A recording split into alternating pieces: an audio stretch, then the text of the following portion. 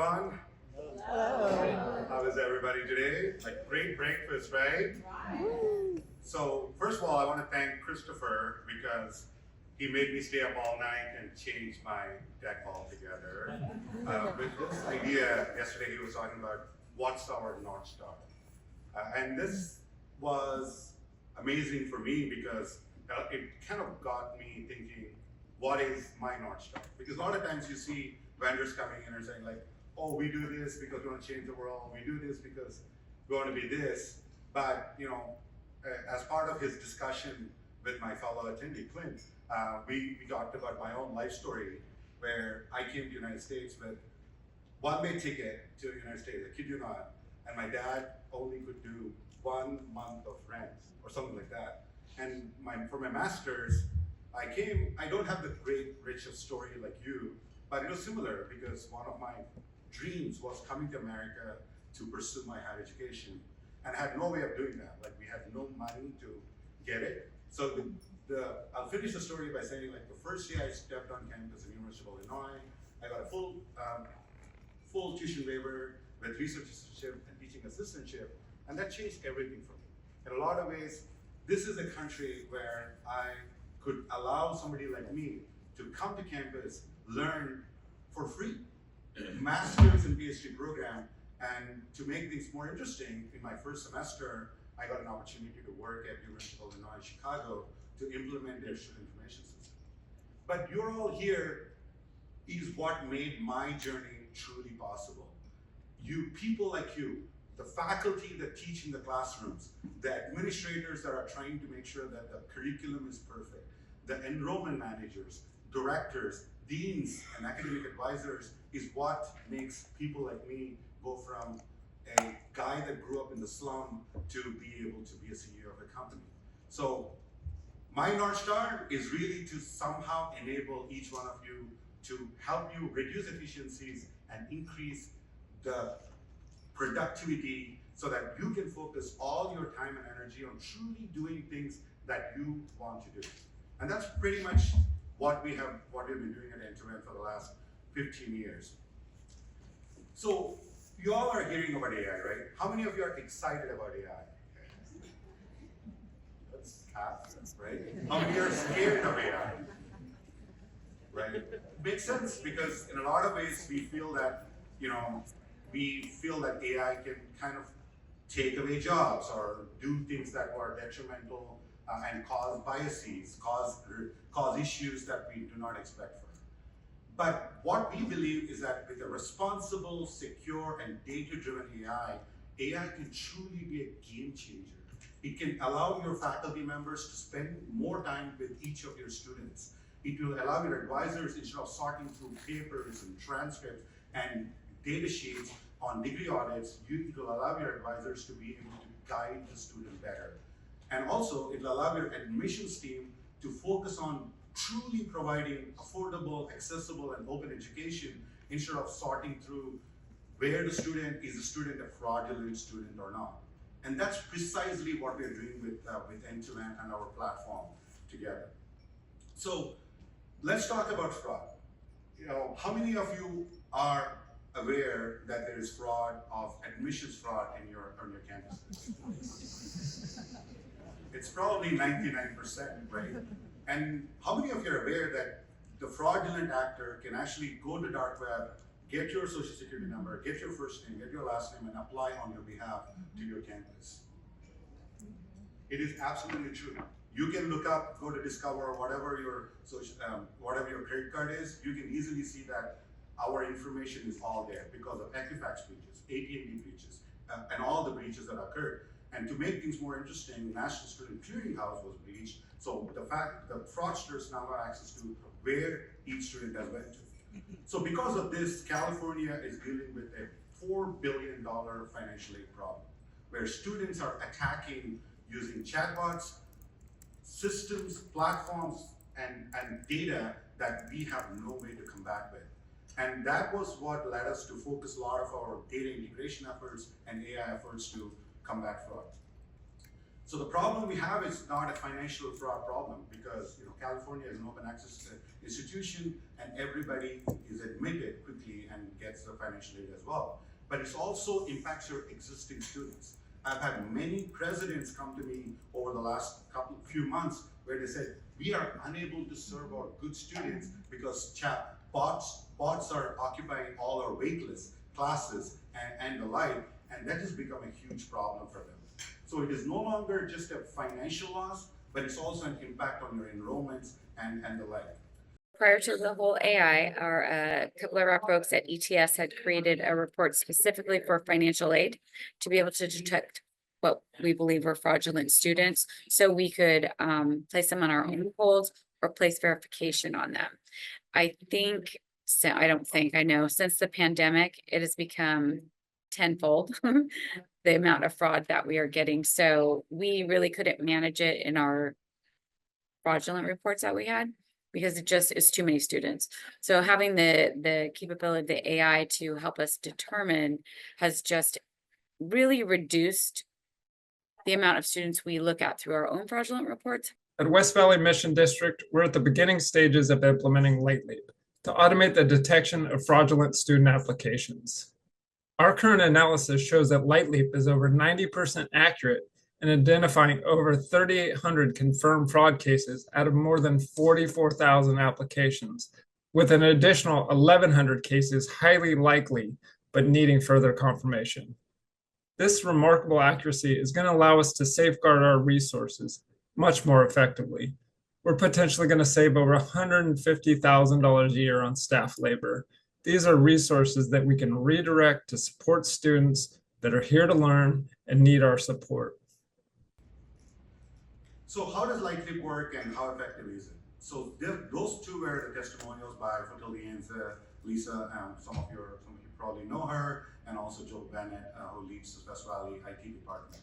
Over the last 8 months, we processed 2 million admissions applications over 30 colleges, and we caught 500,000 fraudulent actors from defrauding taxpayers, taking good seats from good students, and also creating tremendous nightmare for people like admissions directors, student success officers, faculty members having to see, is this truly a good student or a student or not?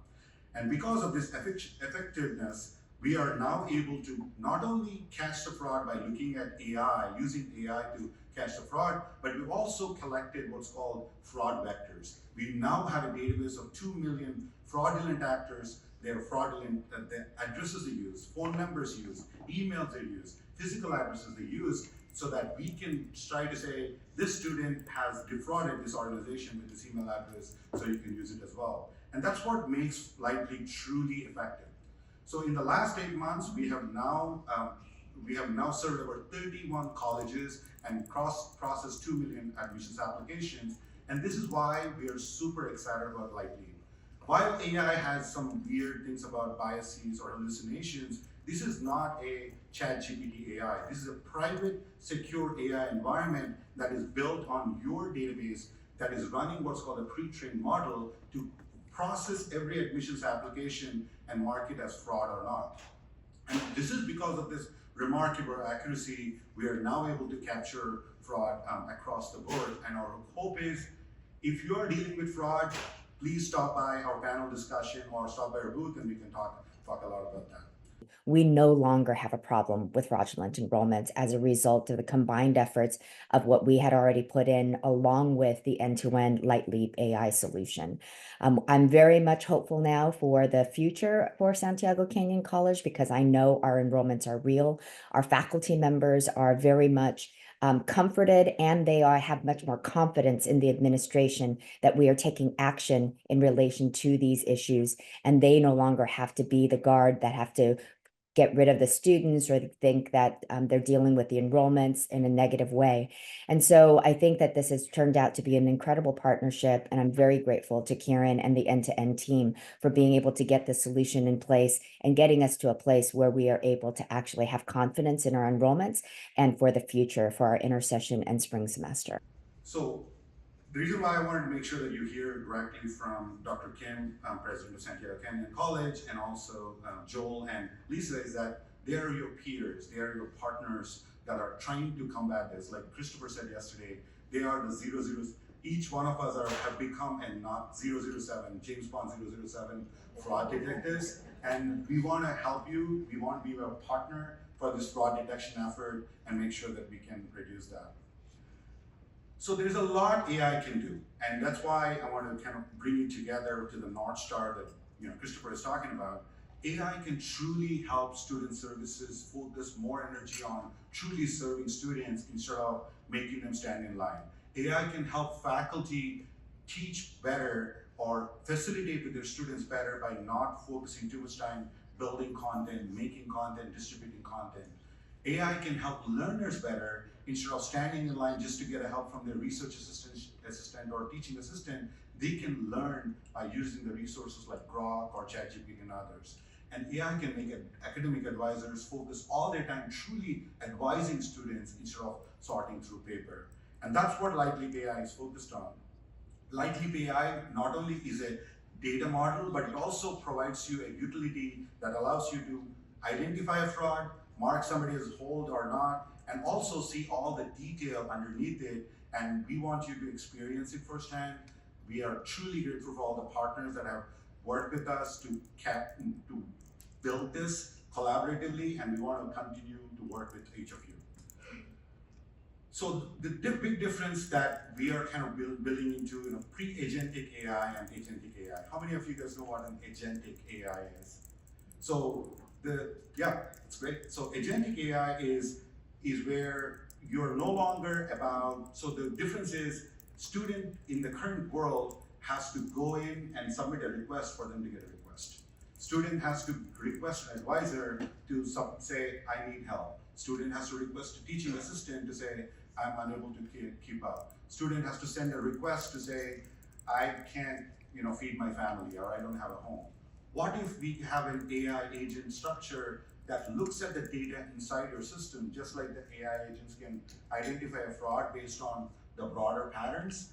What if AI can look at the student information system and say, this student is very likely going to fail, or this student is very likely needs more help, basic needs help. This student needs more EOX, ESL. And it's not based on biases or hallucinations. This is based on data, and we're not tagging the student in a negative way. All we are doing is saying, this student needs help. And not only that, but also provide better help.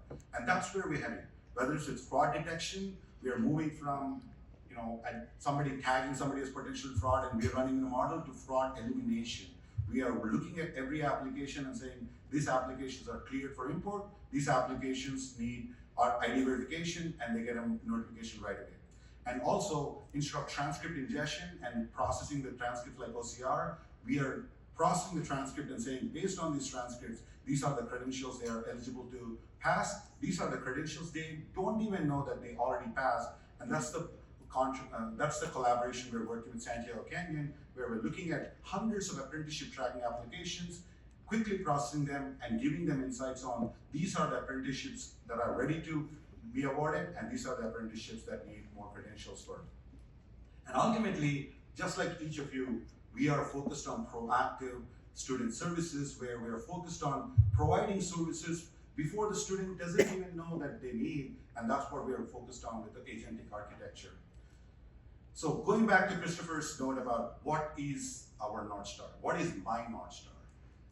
And I feel like this is a poster I bought when Varun, my son, was born, and it's still on my wall here. It's like, what it says is about, when I bought it, it was my son's picture that I'm seeing, that, hopefully 100 years from now, he'll still see me as valuable. But since I continued working with it and met each of you, I realized that our commitment goes far beyond my own son or my own daughter or my own pet. It goes to every student we serve, and you are the ones doing it, just like Christopher mentioned yesterday. And it is my profound privilege and gratitude that I am somehow a small cog in the wheel of the great contribution each of you are making, serving 2 million students every year. So that is my priority. That's what I'm committed for, and that's why I'm super excited about it. So I'll stop here. Thank you so much for giving me the time, and truly appreciate it. If you want to learn more, stop by our panel discussion, and thank you for the time.